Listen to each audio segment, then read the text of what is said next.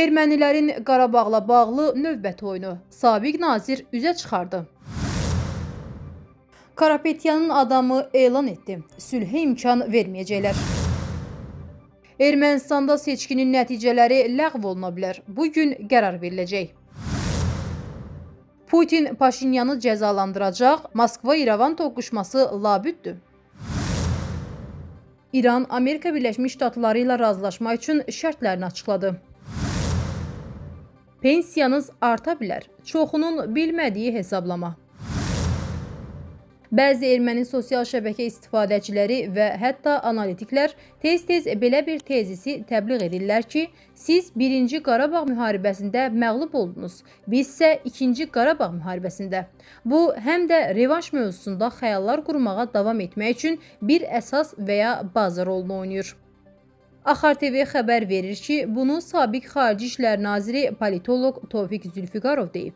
O, hər iki məsələ arasında böyük fərq olduğunu bildirib. 1994-cü ildə biz yazılı saziş deyil, statusu dəqiq müəyyən edilməmiş tərəflər arasında öhdəlikləri təsbit etməyən, belə demək mümkünsə, alternat formatında razılaşma əldə etdik. Bu, sənəd deyil, rəqiblə və ya erməni tərəfinin təqdim etmək istədiyi kimi iki rəqiblə deyil, vasitəçi ilə faktların mübadiləsi idi. Bundan əlavə, biz atəşkəs rejiminin başladığı elan olunan anda əlimizdə olan mövqelərdə qalırdıq. Danışıqları rəqiblə deyil, Minsk qrupu çərçivəsindən kənar vasitəçilik edən Rusiya Federasiyası ilə aparırdıq. Yeganə öhdəlik danışıqları davam etdirməyə hazır olmaq idi. Bu, atəşkəsin bağlanması üçün ilk cəhd deyildi. Lakin o, uzun müddətli xarakter aldı. Çünki qarşı tərəf Gəncə istiqamətində, şimal-qərb cəbhəsində geniş miqyaslı hücum cəhdi etdi və 1994-cü ilin mart-aprel aylarında canlı qüvvə və texnika baxımından böyük itkilərə məruz qaldı. Nəticədə Rusiya hərbi rəhbərliyinin təkidi ilə hücum dayandırıldı. Politoloq 2020-ci ildə hərbi əməliyyatların necə bitdiyini belə izah edib. Ermənistanın Müdafiə Nazirliyinin rəhbəri deyil, dövlət başçısı, hərbi əməliyyatlar apardığı dövlətin başçısı və vasitəçiliyi həyata keçirən dövlətin başçısı ilə sənəd imzaladı. Müharibə edən ölkələr arasındakı şərti sərhəddən kənara özünün bütün qoşunlarını və texnikasını müəyyən edilmiş müddətdə çıxarmaq öhdəliyini qəbul etdi və yerinə yetirdi. Öz üzərinə hərbi texniki xarakterli öhdəliklər götürdü və bir sıra addımları icra etdi. Yəni, kapitulyasiya etdi. Buna görə də erməni oponentlərə hadisələrin reallığını siyasi məqsədlərlə təhrif etməyə cəhd etməyi məsləhət görmürəm. Biz hamımız bu hadisələrin şahidi olmuşuq. Ermənistan MSK-nın iki məntəqədə seçki nəticələrini ləğv etməsi müxalifətin sərt reaksiyasına səbəb olub. Axar TV xəbər verir ki, Rusiyalı oliqarx Samvel Karapetyanın güclü Ermənistan partiyasının idarə heyətinin üzvü Narek Karapetyan ləğv edilən məntəqələrdə çiçəklənən Ermənistan partiyasının yüksək səs topladığını və bu qərarın Qaqik Çarukyanın 4%lik bariyeri keçməsinə mane olduğunu iddia edib. O, həmin məntəqələrdə təkrar seçkilərin keçirilməsini tələb edib. Karapetyan çıxışında Paşinyan hakimiyyətinin parlamentdə konstitusiya dəyişiklikləri üçün lazım olan 5-3 çoxluğu əldə edə bilmədiyini vurğulayaraq, bunun Azərbaycanla sülh gündəminə təsir göstərəcəyini bildirib. Hazırki nəticələrə əsasən, Mülki Müqavilə Partiyası parlamentdə 64 mandat qazanıb. Güclü Ermənistan Partiyası 29, Robert Köçəryanın Ermənistan bloku isə 12 mandat əldə edib. Bu nəticə Paşinyana hökuməti təkbaşına qurmağa imkan versə də, konstitusiya dəyişiklikləri üçün müxalifətin dəstəyinə ehtiyac qalır. Rəsmi Bakı isə Ermənistan konstitusiyasında Azərbaycana qarşı ərazi iddiaları qalacağı təqdirdə sülh sazişinin imzalanmayacağını bəyan edib. Ermənistanda Hakim Vətəndaş Müqaviləsi Partiyasının qalib gəldiyi seçkilərin nəticələrinin ləğvi tələbi irəli sürülüb. Axar TV xəbər verir ki, seçkidə ikinci yeri tutan güclü Ermənistan bloku bugün Mərkəzi Seçki Komissiyasına müraciət edərək nəticələrin ləğvi və Hakim Partiyanın səslərinin yenidən yoxlanmasını tələb edəcək. Blokun rəhbəri Narek Karapetyan bildirib ki, MSK-dan qənaətbəxş cavab almadıkları halda Konstitusiya Məhkəməsinə müraciət edəcəklər. O, seçkilərdə saxtakarlıq edildiyini iddia edib.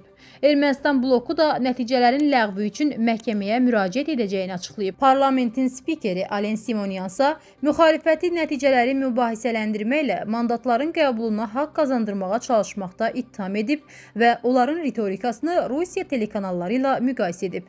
Narek Karapetyan səslərin yenidən hesablanması zamanı hakim partiyanın faizinin azaldığını iddia etsə də, hakim partiyanın sədr müavini Vaqon Aleksanyan əksinə vətəndaş müqaviləsinin nəticəsinin 49,8%-dən 49,9%-ə yüksəldiyini bildirib. Ermənistan MSK-nın bugün yenidən sayımı başa çatdıracağı, yekun nəticələrin isə bazar günü açıqlanacağı gözlənilir.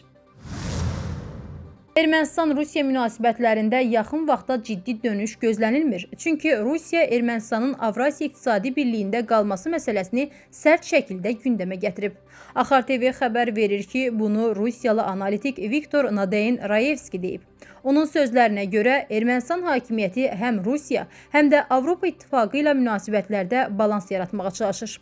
Analitik bildirib ki, İrəvanın Avropa İttifaqına inteqrasiya kursu Avrasiya İqtisadi Birliyi ilə ziddiyyət təşkil etsə, Ermənistanın bu istiqamətdən geri çəkilməsi gözlənilmir. Nadein Rayevski qeyd edib ki, Ermənistan KTMT-də fəaliyyətini dondursa da, Avrasiya İqtisadi Birliyində qalmaq istəyir və bu vəziyyəti daha da mürəkkəbləşdirir. O hesab edir ki, seçkilərin yekun nəticələri təsdiqləndikdən sonra liderlər arasında mümkün görüşlərdə əsas müzakirə mövzularından biri də məhz bu olacaq. Analitik əlavə edib ki, Avropa İttifaqı da Ermənistanın Avropa yönümlü siyasətini gücləndirməyə çalışacaq və seçki prosesindən sonra regionda daha gərgin siyasi mərhələ başlaya bilər. Amerika Birləşmiş Ştatları və İran arasında münaqişənin həlli üzrə memorandum 14 bənddən ibarət olacaq. Telegraf xəbər verir ki, bu barədə sənədin mətnini dərc edən Mehr Agentliyi məlumat verib. Mümkün saziş aşağıdakı müddəaları əhatə edir. Dəniz blokadasının 30 gün ərzində ləğvi və Amerika Birləşmiş Ştatları hərbi qüvvələrinin İranla sərhəd ərazilərdən çıxarılması. Amerika Birləşmiş Ştatları və müttəfiqləri tərəfindən müqavilə çərçivəsində İranda yenidən qurmaq üçün ən azı 300 milyard dollar dəyərində planların təqdim edilməsi.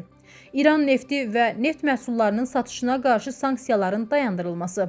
İran və Amerika Birləşmiş Ştatları arasında 60 gün ərzində nüvə danışıqlarının aparılması və bundan sonra razılaşmanın imzalanması. 12 milyard dollarlıq dondurulmuş hesabların açılması, blokadanın qaldırılması və neft sanksiyalarının dayandırılması. Mehr iddia edib ki, İranın ballistik raket proqramı və Tehranın bölgədəki proksi qüvvələrinə dəstək məsələləri Amerika Birləşmiş Ştatları İran memorandumunun mətninə daxil edilməyib. Ukrayna ordusu Armyansk yaxınlığında Rusiyanın yanacaq və sursat dolu 50 yük maşınından ibarət kolonuna hücum edib.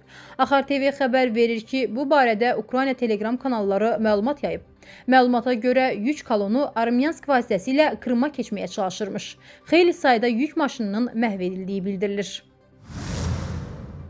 2006-cı ildən əvvəl işləyən şəxslərin pensiya hesablanması zamanı həmin dövrdə ödənilən sosial sığorta haqları deyil, iş stajı əsas götürülür. Axar TV xəbər verir ki, Qlobal İnfoza danışan iqtisadçı Elçin Rəşidov 2005-ci ilin sonunadək hər il iş stajına görə vətəndaşa 306 manat şərti pensiya kapitalının hesablandığını bildirib.